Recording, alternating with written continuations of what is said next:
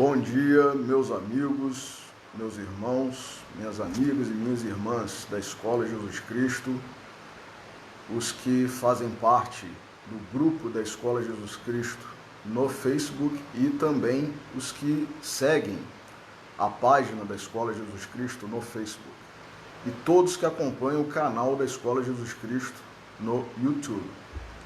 Sejam todos muito bem-vindos. Estamos aqui hoje, no dia 28 de março de 2021, para a nossa pregação dominical. E como leitura preparatória, já que hoje, dia 28 de março de 2021, nesse ano, de acordo com o calendário gregoriano, é o domingo que antecede o domingo de Páscoa, ou seja, hoje, o nosso dia 28 de março de 2021, segundo o calendário gregoriano, é o nosso domingo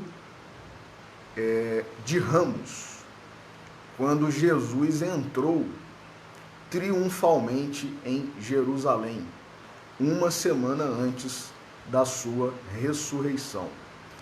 Então nós leremos como preparação para a nossa prece do Evangelho de Lucas, capítulo 19, versículos 28 a 44. Após dizer estas coisas, ia adiante para Jerusalém. E aconteceu que, quando se aproximou de Betfagé e Betânia, junto ao monte chamado das Oliveiras, enviou 2 dos discípulos, dizendo: Ide à aldeia defronte, e entrando nela, encontrareis um jumentinho amarrado, sobre o qual nenhum homem jamais sentou. Soltai-o e conduzi-o. E se alguém vos perguntar por que o soltais, assim direis: o Senhor tem necessidade dele. Depois de partirem, os enviados encontraram como lhes havia dito. Enquanto eles soltavam o jumentinho, disseram-lhes os donos dele: Por que soltais o jumentinho? Eles disseram: O Senhor tem necessidade dele. E o conduziram a Jesus. Lançando sobre o jumentinho as suas vestes, fizeram Jesus subir nele. Enquanto ele passava, estendiam suas vestes pelo caminho. Quando ele já estava próximo da descida do Monte das Oliveiras, toda a multidão dos discípulos, alegrando-se, começou a louvar a Deus em alta voz por todos os prodígios que tinham visto, dizendo: Bendito o Rei que vem em nome do Senhor. Paz no céu e glória nas alturas. E alguns dos fariseus da turba disseram para ele: Mestre, repreende os teus discípulos. Em resposta disse: Eu vos digo, se eles silenciarem, as pedras gritarão. Quando se aproximou, ao ver a cidade, chorou por ela, dizendo: Se soubesses também tu, neste dia, as coisas que conduzem para a paz, agora, porém, estão escondidas dos teus olhos. Porque dias virão sobre ti, e os teus inimigos te cercarão com paliçada, te sitiarão e te apertarão de todos os lados. Deitarão por terra a ti e a teus filhos no meio de ti, e não deixarão em ti pedra sobre pedra, porque não reconhecestes o tempo da tua visitação. Então vamos fazer a nossa oração.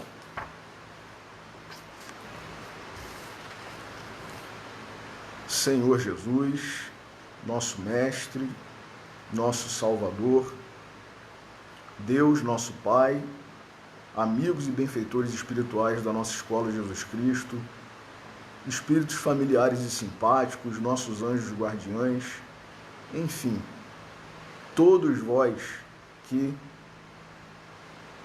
por amor, por misericórdia, lutam para que nós cresçamos, para que nós alcancemos esta paz, Senhor, que Tu vieste nos trazer.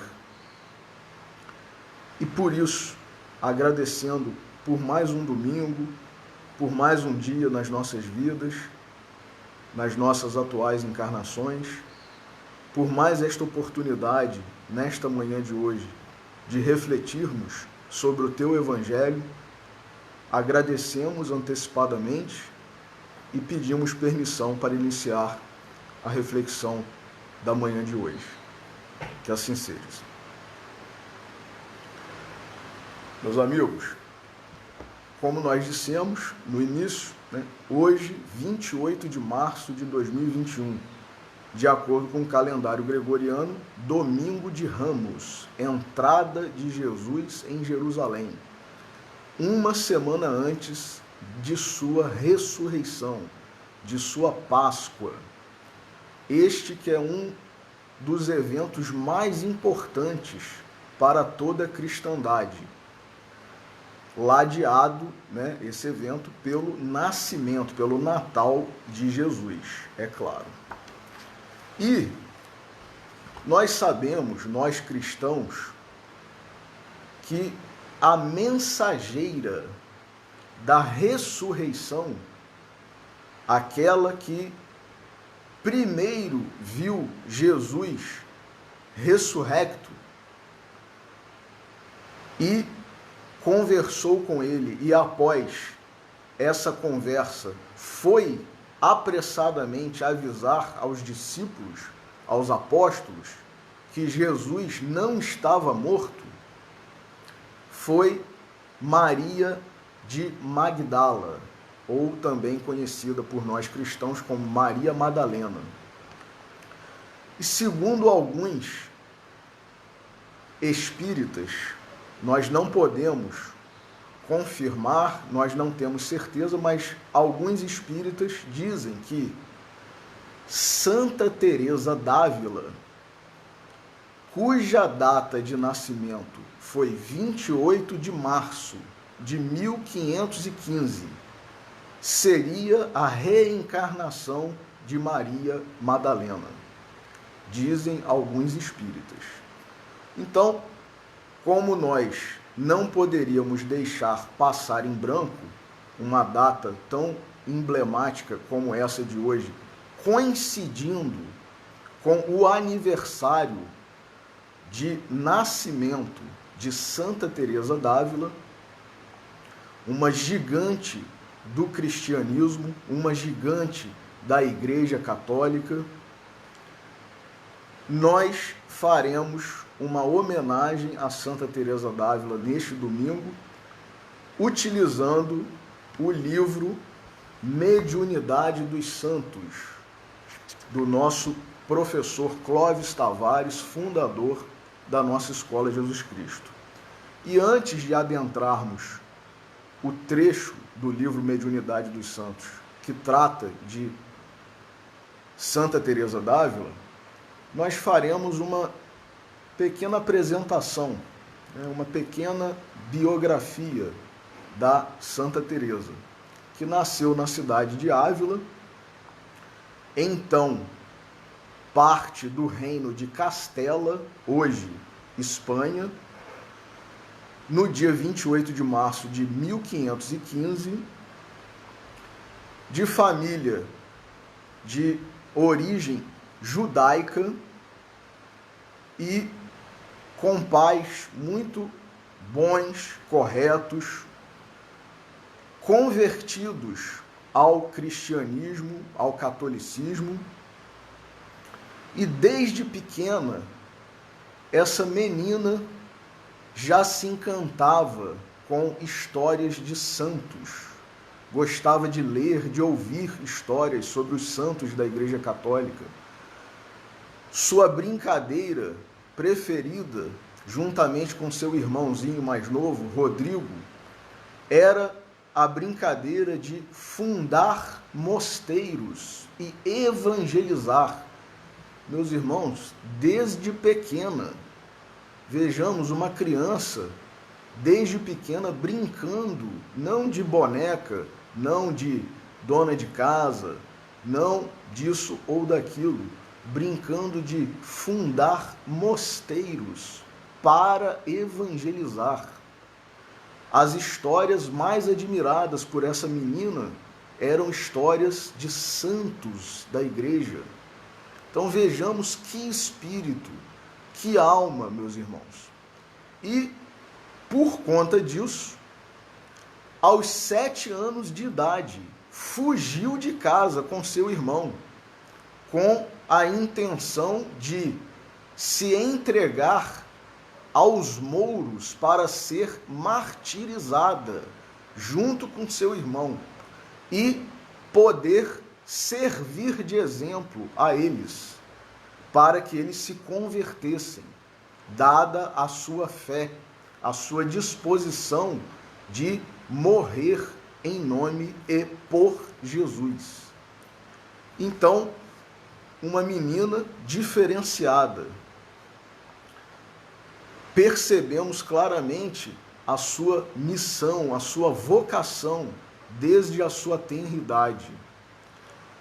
Aos 14 anos, fica órfã de mãe e, segundo os historiadores, os biógrafos, começou nessa fase de adolescência, após a morte de sua mãe, a arrefecer, a esfriar um pouco a sua vocação, a sua dedicação, a sua religiosidade e tomou gosto, embora isso não seja um pecado, mas talvez até em homenagem à sua mãe, que gostava também de ler romances de cavaleiros, ela, Teresa d'Ávila, tomou gosto também por esse tipo de leitura e acabou alimentando, através daquela fantasia, daquelas histórias maravilhosas, acabou alimentando uma ideia de se casar, aquela ideia que é muito comum a muitas moças, a muitas jovens, né? Encontrar o seu príncipe encantado, e acabou se afastando um pouco das coisas espirituais. E em razão disso, o pai quis colocá-la num convento, né, num monastério, num mosteiro, e de fato a enviou para um mosteiro.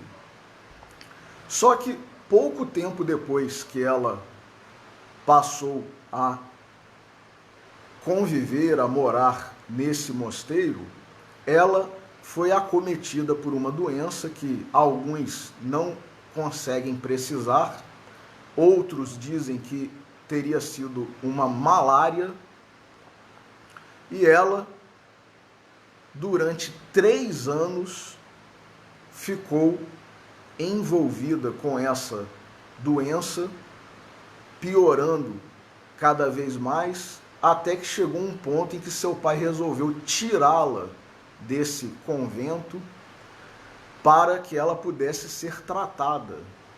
E neste período, embora a medicina ainda fosse muito atrasada, muito precária, e o pai tivesse conseguido uma curandeira famosa que conseguia muitas curas, não conseguiu curar Santa Teresa d'Ávila. E ela recebeu, neste período de enfermidade, um livro de um padre que era amigo da família e era o terceiro abecedário espiritual, que tinha uma série de orientações, de preces para as pessoas que quisessem se dedicar mais à questão espiritual, né? Ao desenvolvimento de sua fé, à ligação, né? Como é a proposta de todas as religiões, com o Pai Celestial, com o nosso Senhor Jesus Cristo. E nesse período, ela se dedicou exclusivamente, até porque estava, né, acamada, ela se dedicou exclusivamente com muito afinco à leitura, né, e meditação desse livro, desse abecedário espiritual. E, embora também não seja unanimidade entre os biógrafos, né, e os historiadores, alguns dizem que Santa Teresa chegou a um estado de morte aparente, de catalepsia, de coma, dada a extensão do tempo em que ela ficou enferma, com o agravamento a cada dia dessa doença. Só que, segundo alguns, mesmo no momento em que ela estava dada como morta,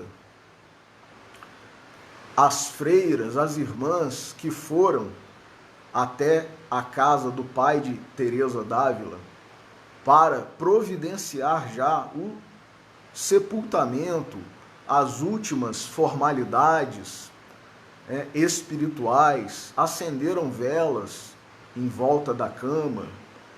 Alguns padres estavam já com tudo pronto para celebrarem a missa pela alma de Teresa. E o pai dela, curiosamente, não permitiu. Ela já estava numa posição, inclusive, de defunto, né? Com as mãos postas, né, sobre o abdômen. E o pai não permitiu, disse que ela não seria enterrada naquele momento. E, curiosamente, Teresa desperta dessa morte aparente, dessa catalepsia, desse coma, e volta para o mosteiro e começa uma trajetória na sua vida, já após essa iniciação, digamos assim, através desse livro que recebeu do padre amigo da família. E nesse convento onde ela estava, nesse mosteiro, que era um mosteiro grande, com aproximadamente 200 irmãs, 200 noviças, 200 freiras, com diferenças entre elas econômicas, pois algumas vinham de famílias abastadas, outras não. Então, algumas haviam dado, né, às suas famílias dotes. Então, por conta disso, tinham, inclusive, empregadas, servas que colaboravam com cada uma dessas noviças, dessas freiras de condição abastada, enquanto que outras, as mais pobres, no mesmo convento, dependiam da doação, da caridade, da esmola de quem se compadecesse da situação delas. E Teresa começou a refletir sobre isso, não admitindo essas diferenças numa casa, num local voltado para a espiritualidade, voltada para a oração, para a religação com Deus. Então, como pode haver esse tipo, né, de desigualdade numa instituição, numa casa que tem por proposta elevar, né, crescer espiritualmente cada uma das suas habitantes, quando umas, por dinheiro, têm muito conforto, muita fartura, enquanto servas empregadas, enquanto outras chegavam mesmo a passar fome. Então, Teresa já começa a refletir sobre isso, querendo mudanças, querendo empreender mudanças.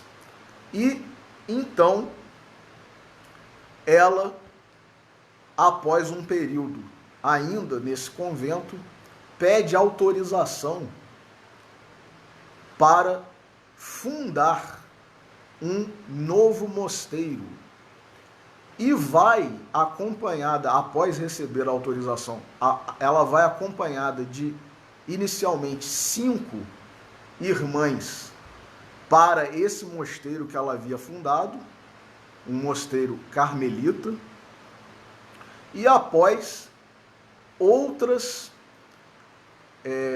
7 irmãs se juntam a elas e fica esse mosteiro carmelita composto por Teresa d'Ávila e mais 12 irmãs que a acompanharam. Que curioso, meus irmãos, porque ela, Teresa, e mais 12, assim como Jesus, o nosso mestre, e os 12 apóstolos. E, segundo os biógrafos, inclusive segundo uma madre espanhola que está viva hoje ainda, dizendo que é comum às irmãs, às noviças, a curiosidade, o interesse, e essa madre espanhola usa o termo, é muito comum as freiras serem bisbilhoteiras, né? Isso, palavras da madre.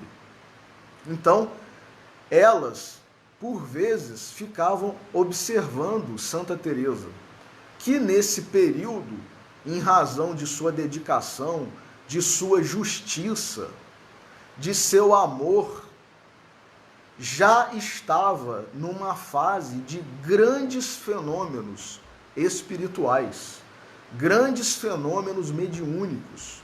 E é por isso que nós escolhemos aqui o trecho do livro Mediunidade dos Santos, do professor Clóvis Tavares, porque ele aborda aqui, como o próprio nome do livro diz, a mediunidade, que é algo comum a todo ser humano, conforme está no item 159 de O Livro dos Médiuns, né?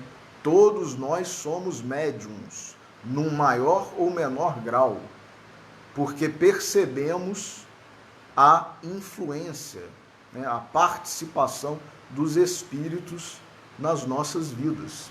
Então isso não é privilégio dos espíritas, nem de quem se dedica a religiões que acreditam de fato ou aceitam a mediunidade. Isso é uma coisa do ser humano.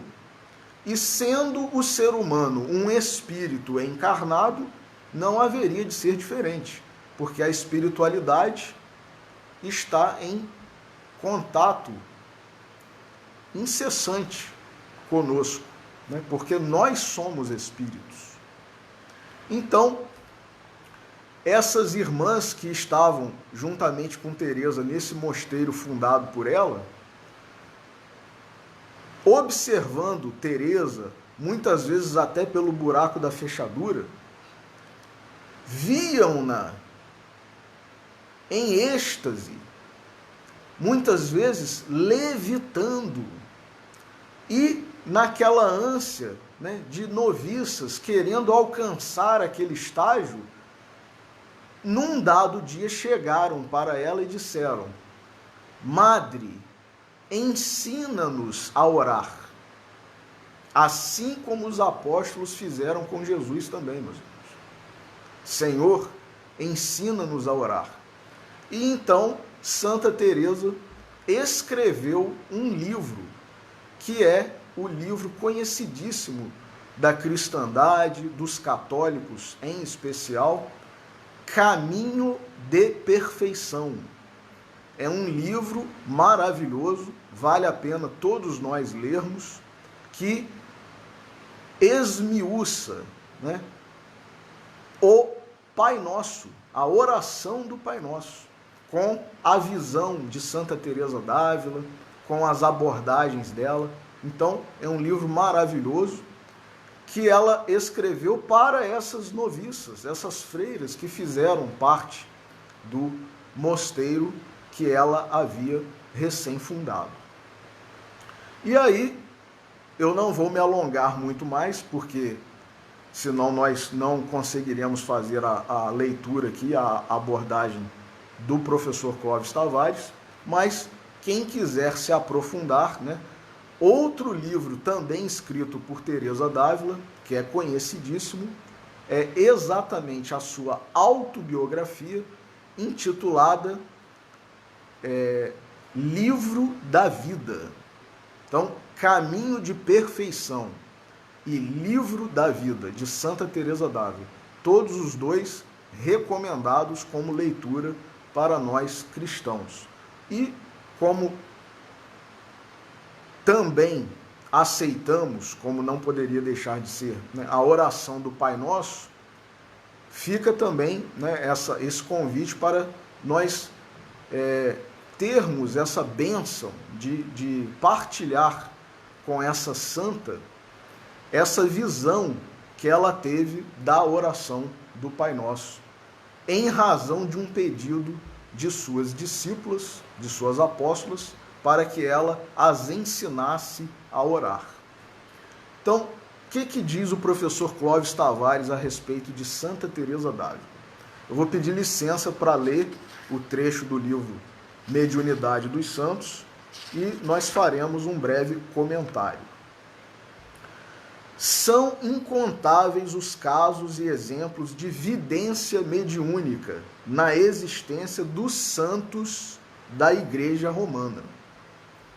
A clarividência na vida de Santa Teresa de Jesus, porque nós sabemos que todas as pessoas que se convertem entram para o monastério, para a vida sacerdotal na Igreja Católica, adotam um novo nome.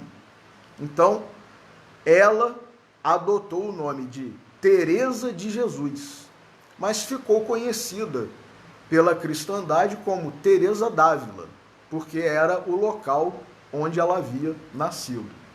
Então, diz o professor Clóvis, a clarividência na vida de Santa Teresa de Jesus, a grande mística de Ávila, é por ela mesma, ou seja, por Santa Teresa, atestada no magnífico volume de sua autobiografia, precioso conjunto de depoimentos mediúnicos que confirmam a veracidade e a lógica da interpretação espírita dos fenômenos psíquicos, tão abundantes na vida dos grandes santos, quanto na missão dos verdadeiros médiuns. Então, o professor Clóvis está dizendo aqui que a própria Santa Teresa, nesse livro, Livro da Vida, que é a sua autobiografia, ela relata ali esses fenômenos.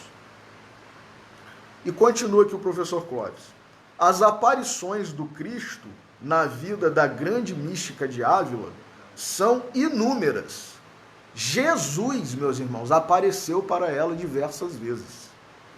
No capítulo 7º de sua vida, fala das graves irregularidades morais dos conventos espanhóis. Olha aí, ela já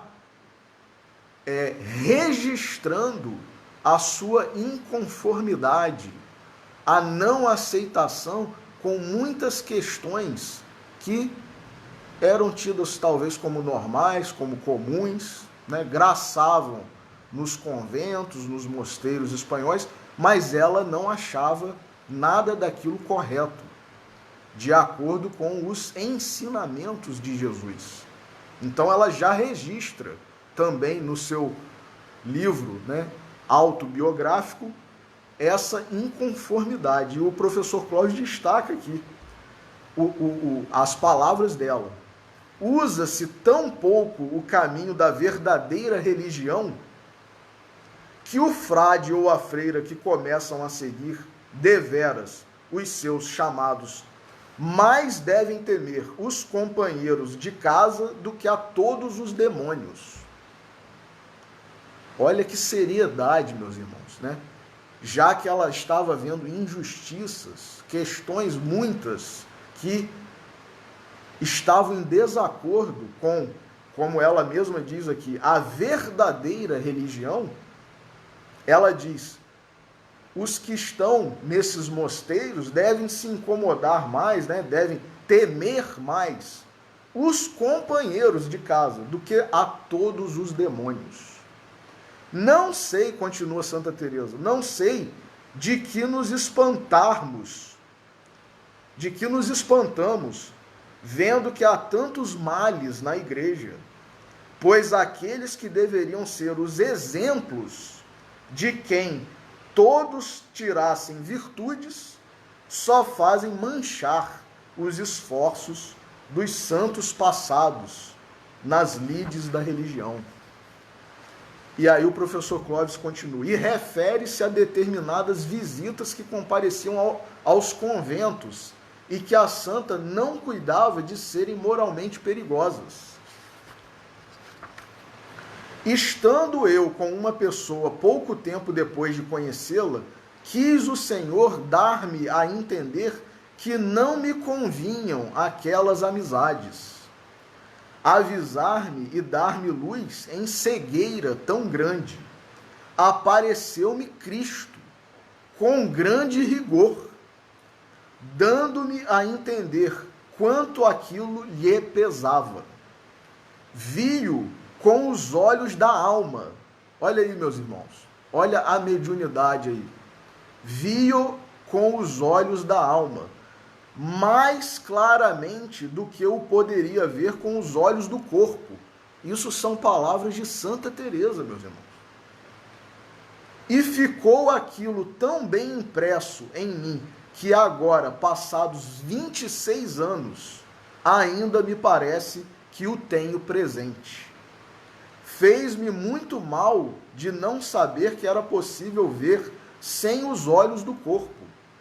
E o demônio que me ajudou nesse engano fez-me entender que era coisa impossível, que eu o havia imaginado, que só poderia ser obra diabólica e outras coisas dessa espécie. Contudo, sempre me ficava a ideia de que fora obra de Deus e que não era ilusão.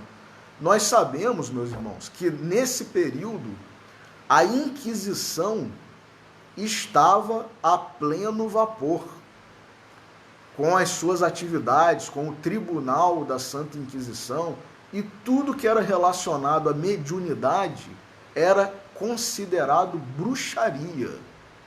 E qual era o destino das bruxas? Fogueira. Então, Teresa, sabendo de tudo isso, estava, né, assim como até hoje, né, acreditam muitos que essas visões, essas aparições são obra do diabo, do demônio, né, que tem muitas faces, então se apresenta muitas vezes até mesmo como o próprio Cristo.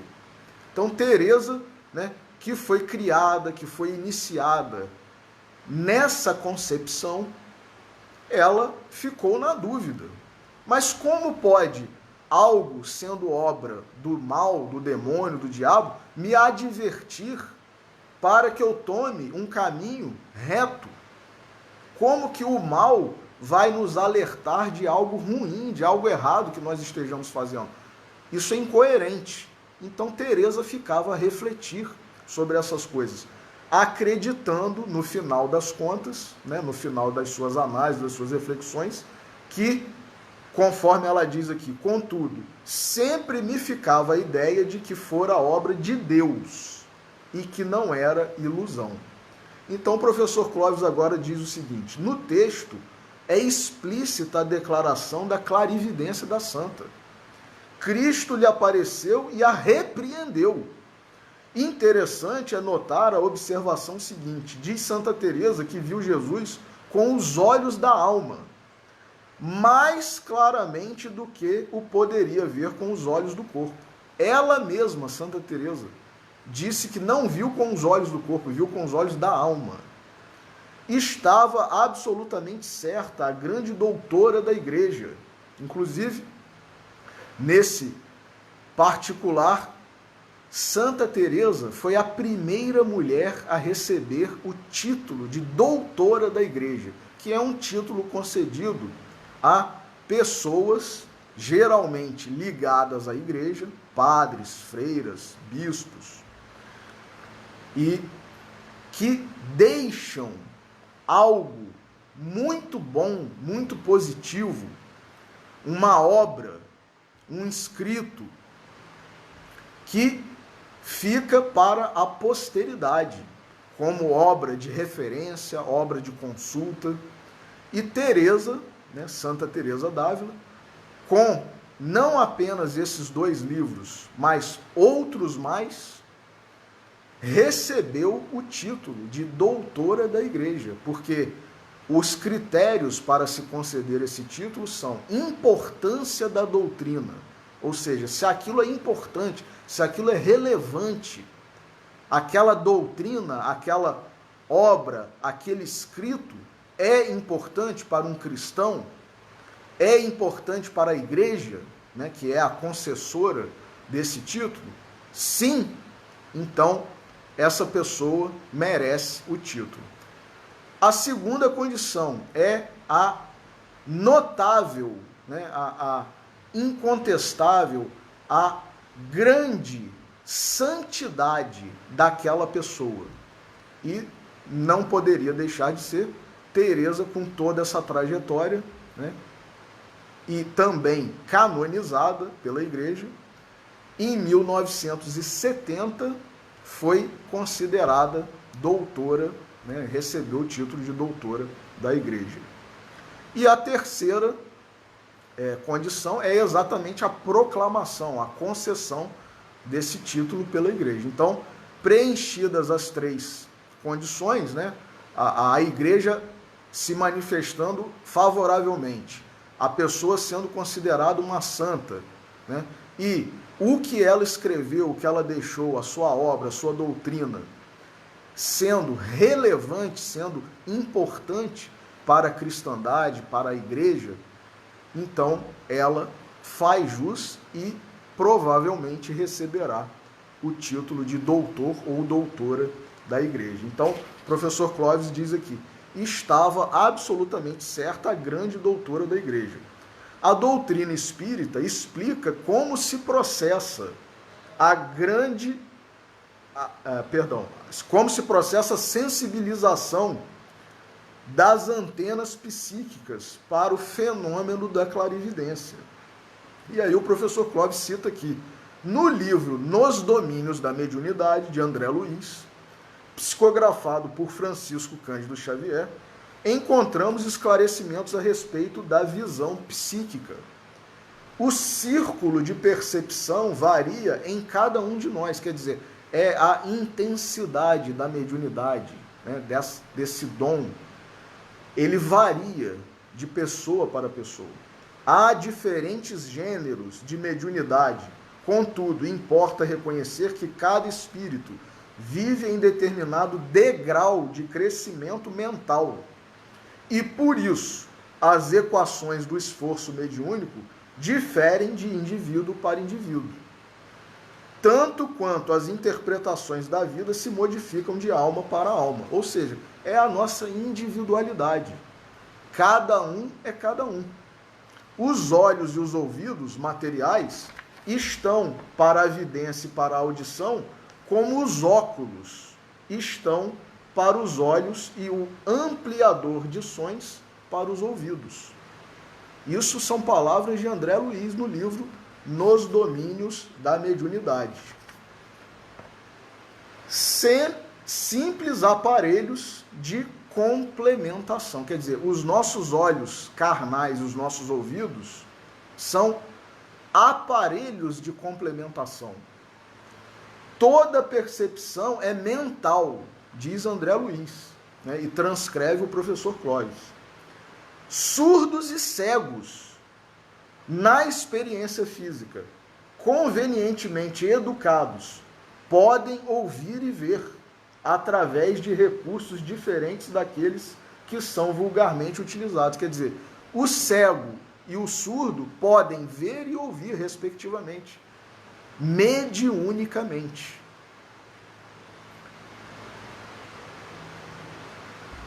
A onda hertziana e os raios X vão ensinando aos homens que há som e luz muito além das acanhadas fronteiras vibratórias em que eles se agitam. E o médium é sempre alguém dotado de possibilidades neuropsíquicas especiais que lhe estendem o horizonte dos sentidos. Então, palavras de André Luiz, transcritas pelo professor Clóvis Tavares. E aí continua o professor Clóvis. Sim, Santa Teresa viu com os olhos da alma. Não sabia ela, entretanto, como confessa, que era possível ver sem os olhos do corpo. Naquele nublado século XVI, não havia surgido ainda a luz esclarecedora das leis dos fenômenos psíquicos. Olha a doutrina espírita aí, meus irmãos. Os santos da igreja, possuidores das possibilidades mediúnicas da clarividência, foram muitas vezes considerados vítimas dos enganos do demônio, a quem se atribuíam todas as manifestações do inabitual. Então, quer dizer, como não era aceito e não era explicado, então é o quê? Obra do demônio. E continua aqui o professor Clóvis. A própria Teresa teve de esforçar-se para superar as interpretações negativas de diabolismo. Ela diz, né, fez-me muito mal o fato de não saber que era possível ver sem os olhos do corpo. Sim, o desconhecimento das leis que regem os fenômenos transcendentais muito mal nos pode fazer, esclerosando nossa mente e incapacitando-a para o exame do universo que nos rodeia, privando-a muita vez da possibilidade de raciocinar, além de bitolas e rotinas. Isso são palavras do professor Clóvis. E continua ele. Essa a grande bênção que o espiritismo cristão veio trazer ao mundo. Não somente fazer saber que é possível ver sem os olhos do corpo, mas fazer o homem saber e conhecer, estudar e investigar, buscar e amar as grandes e belas leis que governam o universo de Deus. A doutrina espírita se traduz por revolução espiritual, que inicia uma nova era de desenvolvimento moral e espiritual da raça humana, lançando uma nova luz poderosa e inapagável sobre as verdades aceitáveis tanto ao sábio quanto ao simples. Uma vez que é explicado, né, uma vez que é esclarecido o fenômeno, fica fácil, né, de se compreender, de se aceitar, tanto pelo letrado quanto pelo inculto, pelo ignorante. Rogers Rusk, professor de física nos Estados Unidos, diz o professor Clóvis, recorda numa obra sua a grande marcha, a grande onda de desenvolvimento científico iniciada no final do século passado. Quer dizer, no final do século XIX, né? Com a descoberta dos raios X, da radioatividade, do elétron, das ondas eletromagnéticas, afirma o cientista que essa onda continua cada vez mais rápida a carregar-nos para frente, embora ele mesmo ignore esse futuro a que somos arrastados. Lembra, contudo, que quando Galileu, na torre inclinada de Pisa, derrubou a lei de Aristóteles sobre a gravidade dos corpos, surgiu uma revolução que marcou o início da idade da ciência experimental e assinala que a descoberta do elétron no final do século XIX também constituiu uma revolução que nos levou ao desenvolvimento da moderna teoria elétrica da matéria. Com a teoria dos quanta de Planck, outra revolução que destruiu velhos conceitos relacionados com a natureza da matéria, da luz e da energia. Isso a gente vê claramente, meus irmãos, no Livro dos Espíritos, a aliança da ciência e da religião, né? A convergência com o passar do tempo da religião e da ciência, que antes, né, eram antagônicas, uma opositora da outra, né, paradoxais. Não poderia se aceitar uma coisa aceitando-se a outra, né? Se a ciência dissesse algo, não se poderia, né, de uma forma mística, aceitar algo que negasse a ciência ou que não fosse explicado pela ciência, e vice-versa. Então, já com o surgimento, né, da doutrina espírita, houve, como tem havido e continua a haver e continuará a haver, uma convergência da ciência e da religião. Então é isso que o professor Clóvis está falando aqui. Em 1905, diz o professor Clóvis, Einstein provoca com a sua teoria da relatividade nova e profunda comoção na ciência, apresentando ao homem um universo diferente em sua totalidade. Que maravilha, né? Nessa análise de apenas alguns poucos anos do desenvolvimento da ciência nos tempos modernos, sem a remontarmos às primeiras pesquisas dos gregos, podemos concluir sensatamente como tem sido real a ideia de evolução no campo do conhecimento material. Evolução de conceitos, evolução de métodos, evolução de técnicas. Porque o fato de hoje a ciência não comprovar algo não significa que aquilo não seja real, não seja verdadeiro, não exista. Mais tarde, quando a ciência tiver condições de provar, aquilo será provado.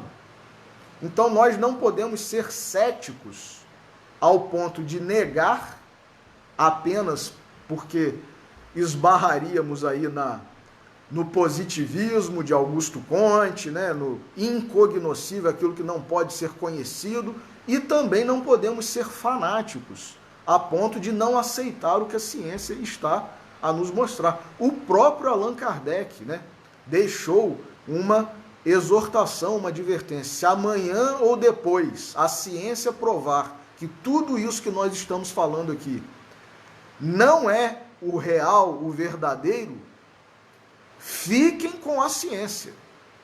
Kardec, meus irmãos, que é o codificador da doutrina.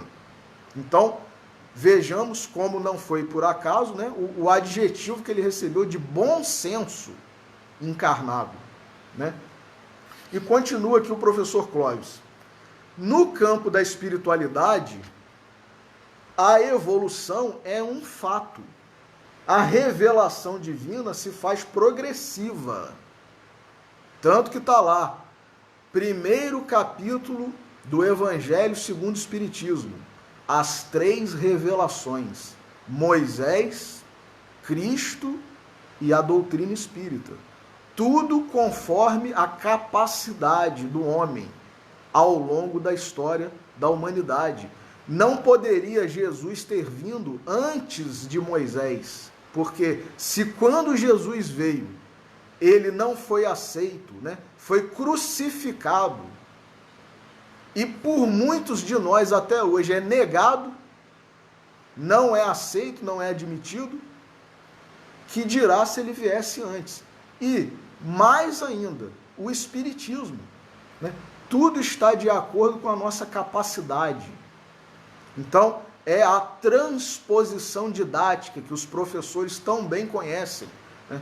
Você pode ensinar matemática para uma criança que está nos primeiros anos, né, do ensino fundamental, e ela não deixará de ser matemática, porque está simplificada. E também continua a ser matemática para o acadêmico da universidade, da faculdade, que estuda álgebra profunda, equações de terceiro, de quarto grau, também é matemática. Agora, como ensinar uma álgebra profunda, uma equação de terceiro grau, para uma criança do ensino fundamental? Ela não haveria, né, não haverá de compreender.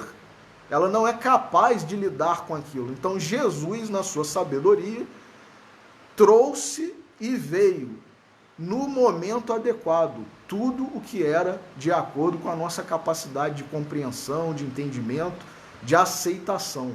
E mesmo assim, muitos de nós não aceitamos, não admitimos, não cremos. Mas então, continua o professor Clóvis aqui. Assim como o cristianismo constituiu uma revolução de ordem espiritual no seio da religião de Moisés, olha aí. Antigamente vos foi dito, eu porém agora vos digo, né, Jesus, assevera o Cristo. Também a doutrina espírita não deixa de constituir uma revolução espiritual no seio de nossa moderna cristandade, que tem muito pouco de cristã. É verdade, meus irmãos. O professor Clóvis já registrava isso lá nos idos, né, de 1960, 1970, né? A nossa comunidade tem muito pouco, né, de cristã. A cristandade, né? E continua aqui o professor Clóvis. Novos conceitos, novos métodos, novas luzes, novas interpretações, novos estímulos, energias espirituais novas e fortes, bem representam aquele espírito de verdade prometido pelo Senhor na última ceia. Espírito de verdade que mais tarde ele enviaria ao mundo para nos ensinar todas as coisas e nos fazer lembrar tudo quanto ele nos tinha dito, guiando-nos em toda a verdade, conforme está no Evangelho de João. Eis porque o espiritismo cristão, diz o professor Clóvis, ensina que a vidência espiritual e os demais gêneros de mediunidade, amplamente manifestos na vida dos santos da igreja, tanto quanto na mediunidade honesta dos templos espíritas, não são tentações do demônio, nem manhas do diabo, consoante as gratuitas afirmativas dogmáticas, mas aspectos espirituais da personalidade humana, né, cada um de nós, em expansão, em crescimento para Deus e para novas formas de evolução do espírito, diz o professor Clóvis. Teve razão Teresa d'Ávila ao afirmar que lhe fazia mal desconhecer tais coisas da alma. Agora somos chamados, Deus louvado, a sentir quão grande bem nos é ao espírito conhecimento das grandes e sábias leis que regem a nossa vida, no seio da grande casa universal de nosso Pai Celeste. Que maravilha, meus irmãos, as palavras do professor Clóvis. Então, né, agora aproveitando esse gancho que o professor Clóvis fez nesse trecho do seu livro Mediunidade dos Santos, abordando a mediunidade de Santa Teresa d'Ávila, nós queremos finalizar aqui a nossa reflexão também com uma homenagem, né? Porque hoje, dia 28 de março de 2021, 506 anos de nascimento de Santa Teresa d'Ávila, que nasceu em 28 de março de 1515. E 152 anos, no próximo dia 31 de março, da desencarnação de Allan Kardec, o nosso codificador. Então nós também não poderíamos deixar passar em branco. E aproveitando esse gancho maravilhoso que o professor Clóvis fez, quando abordou ali a mediunidade de Santa Teresa, transcrevendo trechos da obra Nos Domínios da Mediunidade, de André Luiz, né? Transcrevendo alguns trechos, inclusive, do livro dos Médiuns, Livro dos Espíritos, Evangelho segundo o Espiritismo. Nós queremos também agradecer a esse missionário também da fé, missionário do Cristo, assim como Teresa d'Ávila, que foi Allan Kardec, que também, como Teresa, se dedicou integralmente, cumpriu a sua missão, assim como Teresa. Teresa, juntamente com São João da Cruz, muito admirado pelo nosso amigo aí, Beto Sabadini, e tantos outros cristãos, ela foi responsável por uma reforma na igreja que não foi a reforma promovida por Lutero. Foi uma reforma que fez surgir a ordem das carmelitas descalças e dos carmelitas descalços, né? Ela, Teresa d'Ávila, fundou, né, a ordem das carmelitas descalças. E São João da Cruz, seu amigo, fundou, juntamente com ela, a ordem dos carmelitas descalços, para exortar, né, vivenciar uma vida de simplicidade, de pobreza, imitando o Cristo, né? Ela que não aceitou aquelas desigualdades todas, aquelas incoerências, aquelas questões que a incomodaram de tal forma que ela chegou a pedir autorização para fundar essa nova ordem de carmelitas. E conseguiu. E Kardec, também com a sua dedicação, também na sua conversão, adotando um novo nome, pois esse não era o seu nome, né? Nós sabemos que o nome de Allan Kardec era Hippolyte Léon Denisard Rivail. Convertendo-se, dedicando-se inteiramente a essa doutrina que surgia, adotou o pseudônimo de Allan Kardec, muito semelhante a todos esses, né, sacerdotes, a esses ordenados da igreja que adotam um novo nome. Então nós queremos também homenagear o nosso codificador no dia de hoje, porque no próximo dia 31 de março, né, faz 152 anos de sua desencarnação, homenageando também Santa Teresa e apreendendo, assimilando, né, apanhando para nós, para a nossa vida, trazendo para a nossa vida, para as nossas vidas, né, cada um de nós, esses exemplos maravilhosos, né, de servidores do Cristo, de revolucionários do amor, revolucionários da espiritualidade, revolucionários da paz, revolucionários do crescimento espiritual. Essa é a revolução que nós devemos empreender, meus irmãos, nas nossas vidas, que devemos almejar. E por isso, né, Santa Teresa foi canonizada, Allan Kardec, embora não quisesse, né, que seu nome fosse bajulado, né, lembrado como o grande responsável, né, até porque nesse capítulo também que nós lemos, que nós citamos, perdão, que é o capítulo 1º do livro O Evangelho segundo o Espiritismo, quando aborda as 3 revelações, no item que fala do Espiritismo, está claro ali dizendo que, eu vou até pedir licença aqui para ler,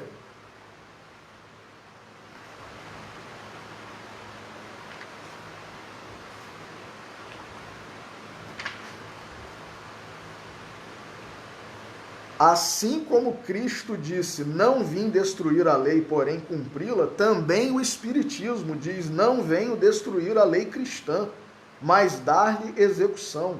Nada ensina em contrário ao que ensinou Cristo, mas desenvolve, completa, explica em termos claros e para toda a gente o que foi dito apenas sob forma alegórica. Vem cumprir nos tempos pré-ditos, olha aí, o que o Cristo anunciou e preparar a realização das coisas futuras. Ele é, pois, obra do Cristo, que preside, conforme igualmente o anunciou, a regeneração que se opera e prepara o reino de Deus na terra. Então, é a ciência, né? É a doutrina dos espíritos, não a doutrina de Kardec. Então, ele destacou isso, né? E o capítulo, né, antes de trazer a mensagem, que é a parte de instrução dos espíritos, né, o último item desse capítulo 1 do Evangelho segundo o Espiritismo, que são palavras, né, cada item desse são palavras de Allan Kardec. O último item, antes das instruções dos espíritos, é exatamente a aliança da ciência e da religião, né, que prova tudo isso que nós falamos aqui. Então, como leitura final, né, agradecendo a Santa Teresa d'Ávila, a Allan Kardec, a Jesus, né, e a todos que têm trabalhado para o nosso crescimento, para a nossa evolução espiritual, nós vamos ler do livro Opinião Espírita, de Emmanuel e André Luiz, a mensagem, né, o capítulo 2, intitulado O Mestre e o Apóstolo, em homenagem ao nosso codificador Allan Kardec. O Mestre e o Apóstolo, luminosa a coerência entre o Cristo e o Apóstolo que lhe restaurou a palavra. Jesus, o Mestre, Kardec, o Professor. Jesus refere-se a Deus, junto da fé sem obras. Kardec fala de Deus, rente às obras sem fé. Jesus é combatido desde a primeira hora do Evangelho pelos que se acomodam na sombra. Kardec é impugnado desde o primeiro dia do Espiritismo pelos que fogem da luz. Jesus caminha sem convenções, Kardec age sem preconceitos. Jesus exige coragem de atitudes, Kardec reclama independência mental. Jesus convida ao amor, Kardec impele a caridade. Jesus consola a multidão, Kardec esclarece o povo. Jesus acorda o sentimento, Kardec desperta a razão. Jesus constrói, Kardec consolida. Jesus revela, Kardec descortina. Jesus propõe, Kardec expõe. Jesus lança as bases do cristianismo entre fenômenos mediúnicos. Kardec recebe os princípios da doutrina espírita através da mediunidade. Jesus afirma que é preciso nascer de novo. Kardec explica a reencarnação. Jesus reporta-se a outras moradas. Kardec menciona outros mundos. Jesus espera que a verdade emancipe os homens. Ensina que a justiça atribui a cada um pelas próprias obras e anuncia que o Criador será adorado na terra em espírito. Kardec esculpe na consciência as leis do universo. Em suma, diante do acesso aos mais altos valores da vida, Jesus e Kardec estão perfeitamente conjugados pela sabedoria divina. Jesus a porta, Kardec a chave. Meus irmãos, sejamos gratos agora na oração final, porque quantas bênçãos temos recebido de Deus, do nosso Senhor Jesus Cristo e de todos esses missionários, esses trabalhadores, esses santos que nos foram enviados para nos ajudar, para nos esclarecer, para nos orientar, e nós não temos sabido valorizar, não temos aproveitado.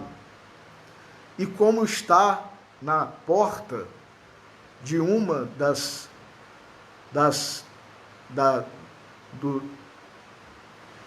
passagens da nossa escola Jesus Cristo, né? Uma frase que o nosso professor Clóvis deixou para todos nós: muito tarde é que se vê que não se amou bastante. Né? Que nós, se temos que nos arrepender, nos arrependamos logo, agora, e mudemos, aproveitemos as coisas que nos estão oferecidas, para que nós não nos lamentemos mais tarde por não termos sabido amar o bastante, aproveitar o bastante. Então, que Santa Teresa d'Ávila possa nos auxiliar de onde ela estiver, recebendo essa parca, essa singela homenagem, e o nosso codificador Allan Kardec também, por completar no próximo dia 31 de março 152 anos de sua desencarnação, retornando à pátria espiritual. E que nós aproveitemos, honremos o título de cristãos, de espíritas, de seguidores do Cristo, acima de tudo. E assim pedimos permissão para encerrar a reflexão desta manhã, rogando também uma bênção, um magnetismo para o nosso diretor doutrinário, Flávio, que se recupere o quanto antes, e todos que estão acometidos pela Covid-19, todos que estamos envolvidos nessa questão, nessa pandemia, que tenhamos equilíbrio, paz, fé, ânimo, esperança, para que continuemos nas nossas lutas, nas nossas jornadas. Que assim seja, Senhor. Meus irmãos, um bom domingo, uma boa semana a todos, que Jesus e Deus nos abençoe.